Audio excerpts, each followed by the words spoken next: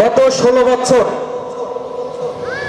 স্বৈরাচারী হাসিনার বিরুদ্ধে যে আন্দোলন সংগ্রাম হয়েছে, সেই আন্দোলন সংগ্রামে আপনারা কার নেতৃত্বে আন্দোলন সংগ্রাম করেছেন?